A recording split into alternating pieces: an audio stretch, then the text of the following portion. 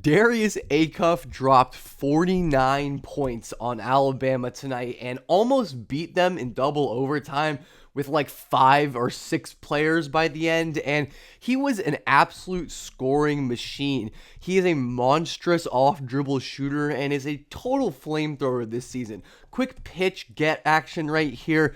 This is a nice denial counter to get the pressuring defender off balance. Acuff hits the wide open mid-range jumper, and that would be a sign of things to come for Darius Acuff in this game. An absolute eruption.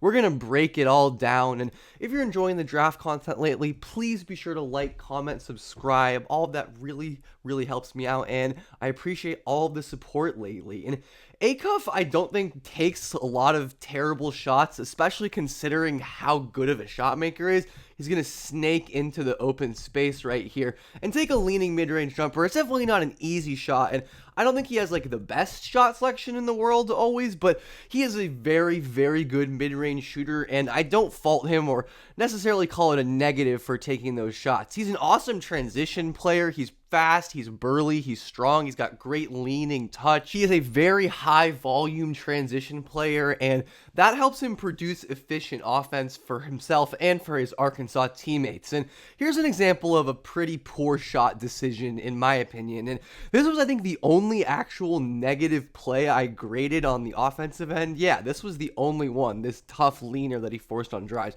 This is my play sheet for my like play-by-play grading that I've talked about before. There are some defensive negative plays. We're talking about offense today, but I don't think this was a great decision. He isn't able to create an advantage either. Number 3 here stays in front. The defense doesn't really have to bend at all, and he forces a tough runner. He wants a foul right there, but I don't think that was a great play. But yeah, that was his one negative offensive play to me. I don't think there were any others. Great defensive rebound. He got credit for that. That's a big rebound in traffic. Goes the distance, finishes, and I think that's the wrong foot as well. Off of his right foot with the right hand. That is high-level stuff from Darius Acuff, who really was phenomenal in this game. And I have been a little bit lower on Acuff. I moved him up to 15 from like the late first round, still in that same tier kind of area, but his offense is becoming more and more undeniable to me as the season goes on. He's just such a talented scorer, and his turnover aversion and his playmaking, even though I don't think he's like an elite S-tier passer, and I still do have some athletic concerns, but the pace that he plays with and weaponizes is absolutely veteran and pristine. He sets up these moves. He's going to tell Malik Ewan to go away, isolate, go to the right, and then he's going to go behind the back. He's so good at setting up his moves with backwards momentum, hitting a behind the back move or a step back or just like a pound scissor dribble to get his defender off of him. And it's very tough for defenses to always handle that. A lot of high pick and roll, just spread action, Acuff getting downhill, and he's going to have to live on a lot of these shots. This is why I don't view Acuff as like a tier 1 prospect or a tier 2 prospect. I guess, like a locked-in high lottery guy, because he's just going to have to rely on these tough floaters. He's not that big, and he's not an explosive vertical athlete. I do wish he'd take an extra dribble here, maybe, to try to get a bit closer, draw a foul, but Acuff has the speed and the burst to get cleanly by his defender and create an advantage, and that's definitely a makeable shot for him. But it is obviously a tough way to live, and that is something you have to think about when evaluating point guards translating to the next level. Acuff, an elite catch and shoot 3-point shooter, and he just has a beautiful form, a very pretty looking jumper, easy on the eyes. Alabama went zone for parts of this game, or at least zone type help, and Acuff is able to punish that. He has deep catch and shoot range, and that's part of why I've become more confident on him lately. I believe in his ability to scale down and play off the ball more than I did before. He's just a very sharp off-ball mover and is obviously a great catch and shoot player.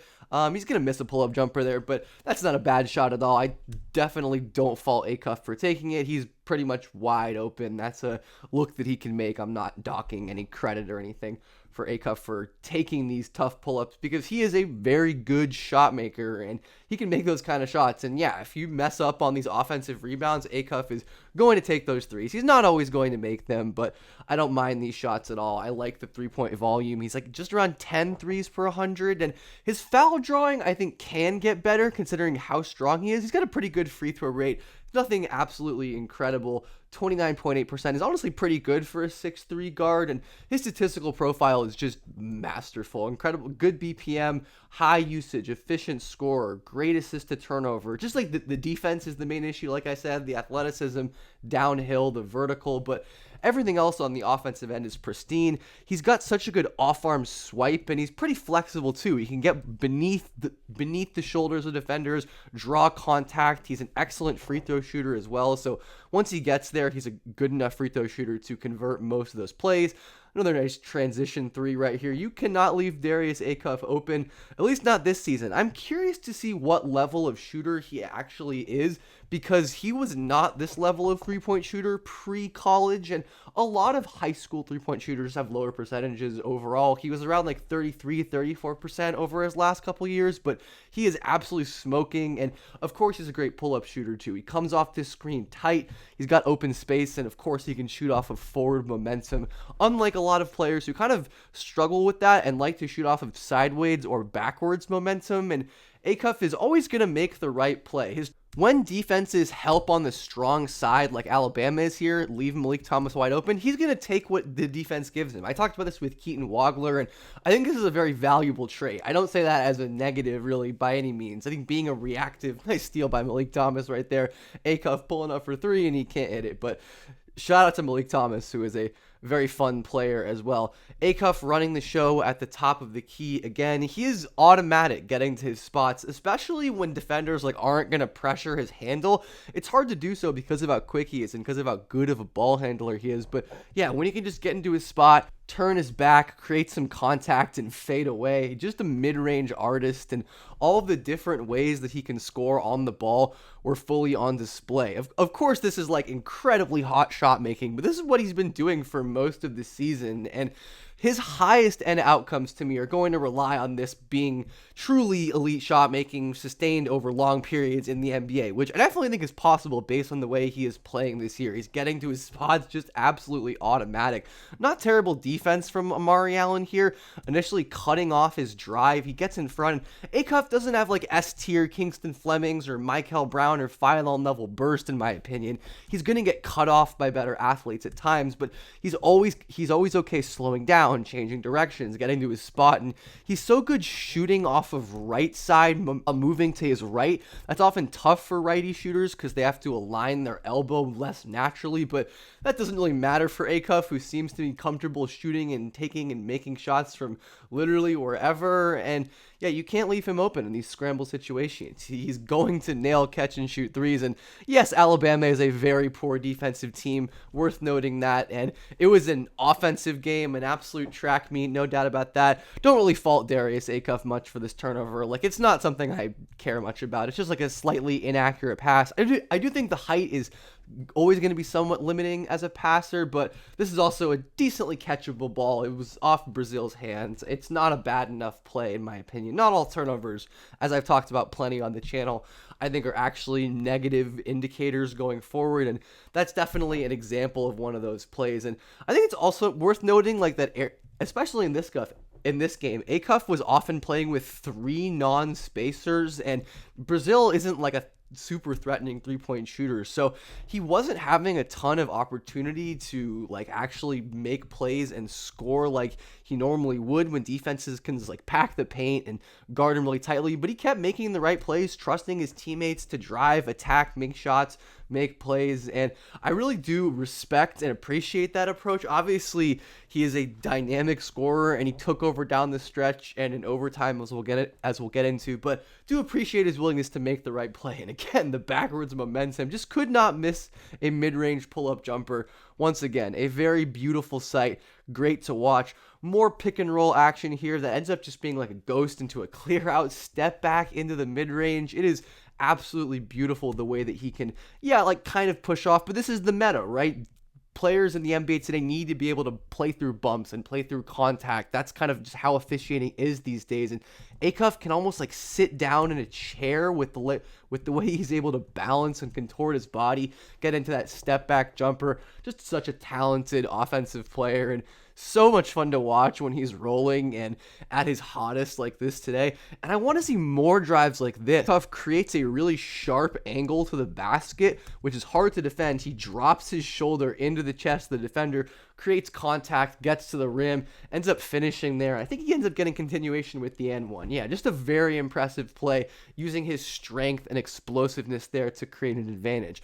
Acuff is a dominant pick and roll creator, and yeah, just leaving him one-on-one was not working. And this was probably, to me, his best play of the day. It was the only +2 play that I gave him, and here's why. Acuff there's two excellent components here, and first, it's blowing straight by a pretty good point of attack defender in Amari Allen off the dribble cleanly, generating a deep paint touch, and then gliding in the air, finishing, great balance right there to easy bucket at the rim. And I value these easy paint touches off the dribble against set defenses so much. Again, like we mentioned, the spacing questionable, just a high level play from Darius Acuff, and the kind of stuff that I haven't seen as much from him on tape before now, and part of the reason why I'm becoming more confident in him, because I think he's getting more of these easy buckets off the dribble. This one ended up being goaltending, but great pacing here, stop start, using the kind of Gortatish seal to get around and end up getting downhill. Even though that shot didn't go in, I like the fact that he was able to create an advantage,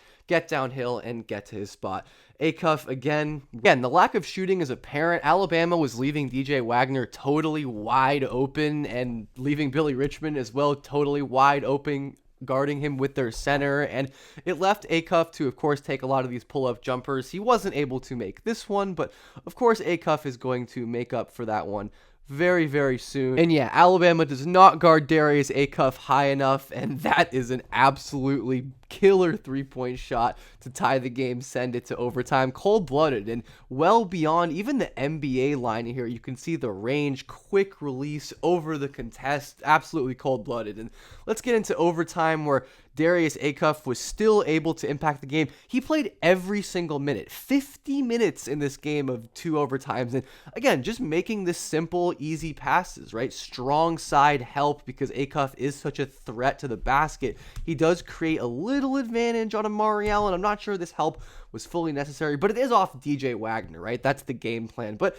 Acuff makes the right play. He's going to trust his teammates. He hits the three. Another similar play where they're just leaving Billy Richmond wide open. Acuff's going to throw it to him, and he hits a spot up mid-range. Billy Richmond's a hilarious player who I really actually like and think could be a legit prospect in a year or two with some development. And Acuff was able to burn Phylon off the dribble, and man, this was almost such a phenomenal play like that earlier one. But again, Acuff doesn't have the craziest vertical pop, so he's going to have to live on these like tough, leaning scoop finishes, which of course he can make. He's a super efficient finisher. It drops a bit when you filter out transition, but he's still quite efficient, especially on the runners, but has the burst to blow by Phylon. Quick first step, again, not like special or anything, but very, very good. Gets to the rim, just isn't able to finish. And we saw a couple of those moments late in the game where he just couldn't finish those really tough contested shots, and Acuff couldn't make the three there on the bank. That would have been huge. Down 2 in overtime, we're going to get Acuff blowing by Amari Allen and getting to the free throw line.